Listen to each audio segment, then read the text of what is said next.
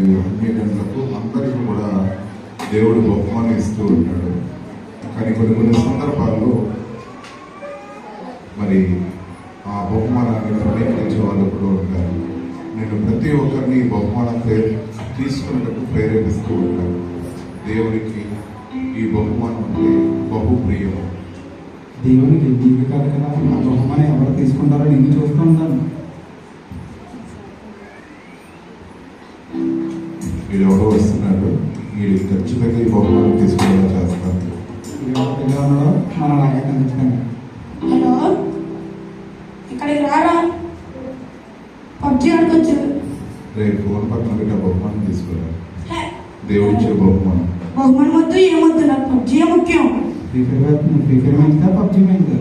Free fire మంచిది కాదు, PUBG మంచిది. చిన్నగాడే మరి ఆడతాను. రే నువ్వు ఇంటికి వచ్చేరా. రే రే ఎక్కడ దిగుతాం రా? ఫ్యాక్టరీ కదా. ఒరే సరే కానీ ఎనిమిది చూడరా దిగారు. చూడాడు అలా పరిగెట్టండి. అరే ఎసరా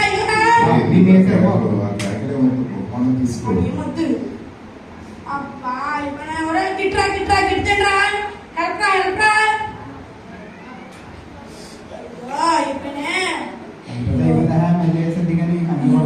ఈరోజు ఎలాగైనా సరే పబ్జి ఆడి చికెన్ డిన్నర్ కొట్టలే.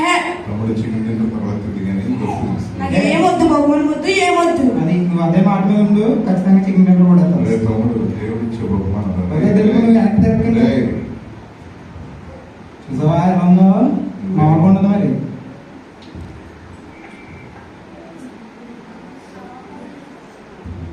ఎవరో పెద్ద ఉన్నాడు, నాకెళ్తాం.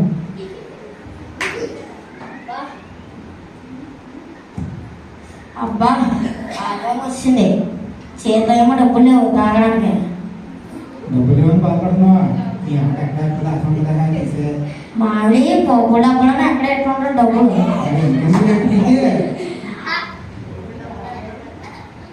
డబ్బులు ఎందుకు? దేవుడు ఇచ్చే బహుమానం తీసుకో, మందిరానికి వెళ్ళు. అమ్మయ్యా డబ్బులు దొరికాయి. ఈ రోజుకి ఆదివారం పడవ వదిలింది. బహుమానం తీసుకురా.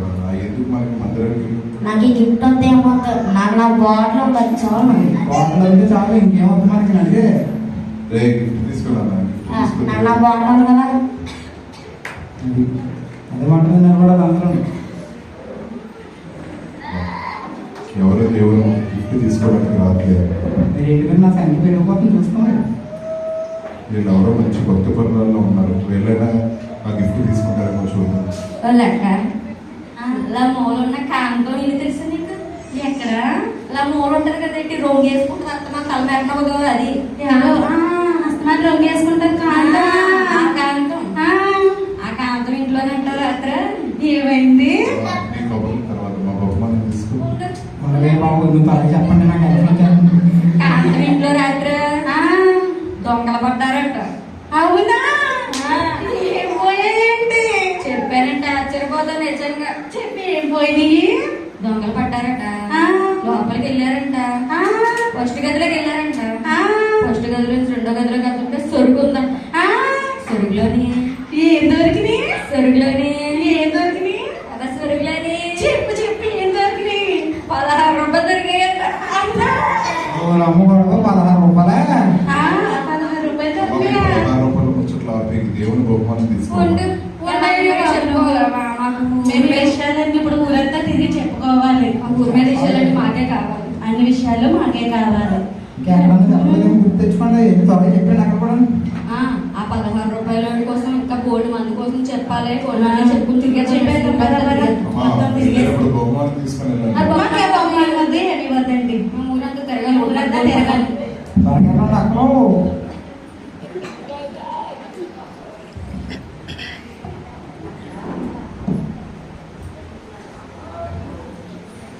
ఇంకో భక్తి పనులు ఎవరో వస్తున్నారు.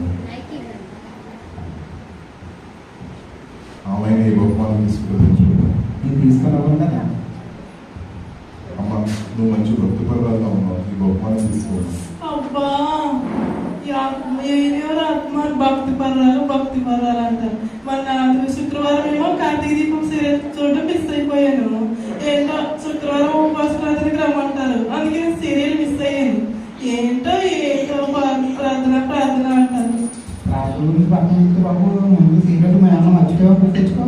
అవును అవును అవును, మీరు బాగా నాకు ఎంకరేజ్ చేస్తారు. Thank you so much. నిజంగా ఏంటి ఇంకా సీరియల్ చూడాలి, తలంబ్రాల సీరియల్ చూడాలి, ముక్కుమొడక సీరియల్ చూడాలి, ఇంకా చాలా సీరియల్స్ ఉన్నాయి. ఈరోజు అంతా సీరియల్స్ చూసి ఆదివారం అయినా సరే ఈరోజు అంతా ఇలా గడిపేద్దాం. అంత ముఖ్యమైన పని పెట్టుకుని తెచ్చుకెళ్తానంటున్నావు నువ్వు. వచ్చేసి చర్చికి వెళ్తాం, సీరియలే నాకు ముఖ్యం. ఆ సీరియల్ ఎప్పుడైనా చూడవచ్చు. దేవుడిచ్చే బహుమానం జరగకపోతే మళ్ళీ సంపాదించుకోలేదు. ఉండండి బాబు, మీరు ఎప్పుడు బహుమానం బహుమానం అంటున్నారు. మనసుమంత సీరియల్లో గీత అజిత్ ఏమయ్యారో తెలుసుకోవాలి నేను. నీ చేతులు వస్తున్నారని గిఫ్ట్లు ఉన్నాయి, ఇంకెందుకు బహుమానం నీకు? అవును అవును, నాకు దేవుడి బహుమానం వద్దు. నా చేతిలో ఆల్రెడీ 2 గిఫ్ట్స్ ఉన్నాయి. ఒకటేమో మొబైల్, ఒకటేమో రిమోట్. ఈ గిఫ్ట్లు చాలు నాకు. ఎందుకు నాకు ఆ రెండు పక్కన పెట్టి బహుమానం తీసుకోవాలి. వద్దు, నాకు వద్దండి బహుమానం వద్దు. నేను సీరియల్ చూడాలి అర్జెంట్ గా. త్వరగా టైం అయిపోతుంది.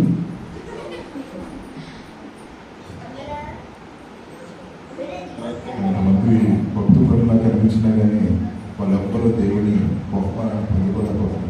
హృదయ ప్రేరేపణ బట్టి వారి హృదయంలో అనేక మార్లు దేవుని వైపు తిప్పుదామనుకున్నారని తిరగట్లేదు. ఇంకా వచ్చేవాళ్ళైనా దేవుని బహుమానం తీసుకుంటారని చూద్దాం. కూడా నేను నాగేస్తాను కదా. చలో ఎవరో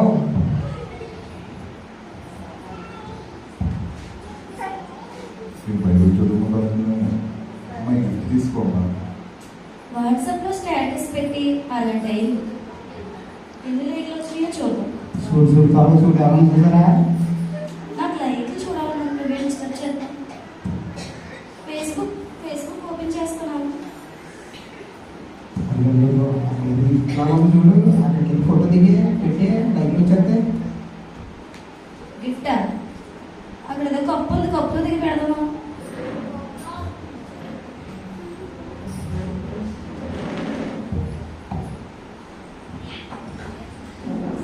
ఏంటి ఎవరు తాగేసి కప్పులో ఉంది? అయినా పర్లేదులే, ఫోటోకే కదా. కప్పుకో ఫోటో. ఓకే, ఇంకో ఫోటో.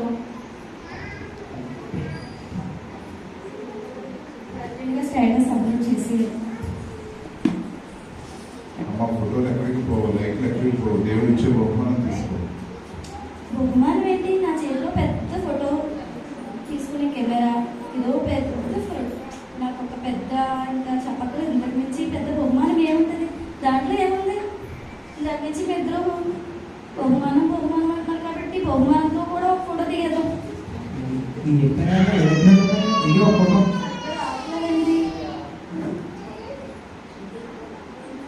ఓకే, చూడు ఇంకో ఫోటోనా? జూమ్ చేసుకుందిగా. మళ్ళీ గిఫ్ట్ ఎలా వచ్చింది ఏంటని అడుగుతారేమో స్టేటస్ పెడితే. స్టేటస్ పెట్టి కాదు, మనం గిఫ్ట్ పనిలేదు. స్టేటస్ అయిపోతుందా అంతేనంటావా? అంటే ఒకవేళ ఎవరన్నా అడిగితే మీకు తెలియదులే, నాకు వచ్చిన గిఫ్ట్ తర్వాత కలుసుకుని మాట్లాడదామంటాను. అంతే, మనకు లైఫ్లో ముఖ్యం, వ్యూస్ ముఖ్యం. అవి తిండి పెట్టవుతుంది. ఈ బహుమానం తీసుకో. బహుమానం అంటున్నారేంటి? అవును, వచ్చి ఎంతసేపు అయింది. నా చెవులను ఎవరు చూడట్లేదు, నా నక్లీస్ని ఎవరు చూడట్లేదు, నన్ను ఎవరు పొగడట్లేదు. సరే, ఇక్కడ ఎవరో పోటీలో లేదు కానీ ఇప్పుడు మీకు గిఫ్ట్ తోడు తినేటంటే ఏమి ఉండదు. కానీ బయటికి వెళ్ళి మంచి వ్యూస్ ఉన్నట్టు ఫోటో దిగి అప్లోడ్ చేసి. అంతేనంటావా? అంటే నేను చెప్తే కాదంటారా ఎవరన్నా? అంతేనా? మా బహుమానం తీసుకుని వెళ్ళలేదు. బహుమానం ఇప్పుడు పాడైపోయి అయినా నా చేతిలో పెద్ద బహుమానం ఉంది, ఇక్కడ ఉన్న అందరి చేతిలో బహుమానం ఉంది. ఆ బహుమానం ఎందుకు? ఆ ఫోటో దిగాం కదా, చాలే. అదే మాటగా ఉండాలి. మనం ఎట్లా అనిపించుకుంటున్నాను అందరూ.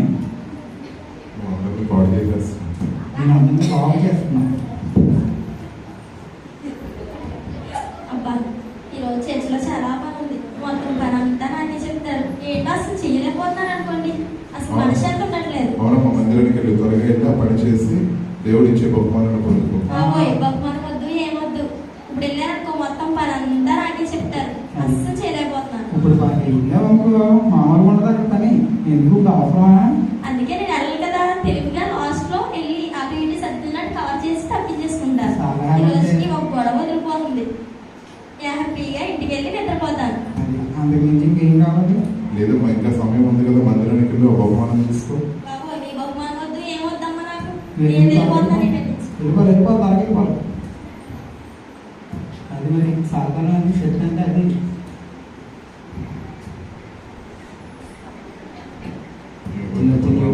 ఏమైనా తీసుకుంటుంది. అబ్బే, ఇప్పుడు వరకు పనులన్నీ చేసుకొని అలసిపోయింది. రాత్రి అయింది, చాలా టైం అయిపోయింది, పడుకుంటాను. రేపు ఆదివారం కదా, ఉదయమే లేచిపోయి పనులన్నీ చేసుకొని దేవుని మందిరానికి వెళ్ళిపోతాను నేను. అమ్మా, చక్కని నిర్ణయం తీసుకున్నాం. రేపు ఉదయాన్నే మందిరానికి వెళ్ళి బహుమానం తీసుకోమా. తప్పదే త్వరగా నచ్చేది. ఉదయం 6 అయిందా? 6 అయింది, ఇంకా 4 టైం ఉంది. ఇప్పుడు అవసరమా పడదా? అవును, 6 కదా అయింది. ఇంకా మందిరానికి చాలా టైం ఉంది, 10 గంటలకు కదా. 1 గంట పడుకొని అప్పుడు లేచి పనులన్నీ త్వరగా చేసుకొని మందిరానికి వెళ్ళిపోతాను. మళ్ళీ పడుకుంటాను.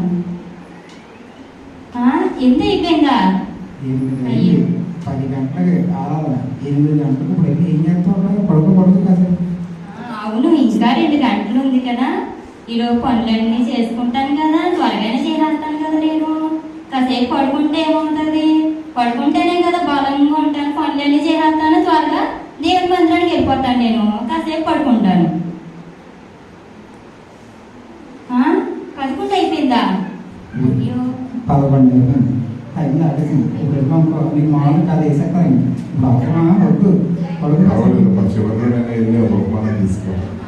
11 అయిపోయింది కదా, ఇంకేం పడుకుంటాను, ఇంకేం మందిరానికి వెళ్తాను. ఇంకాసేపు పడుకుంటాను, పనులన్నీ చెయ్యాలి కదా.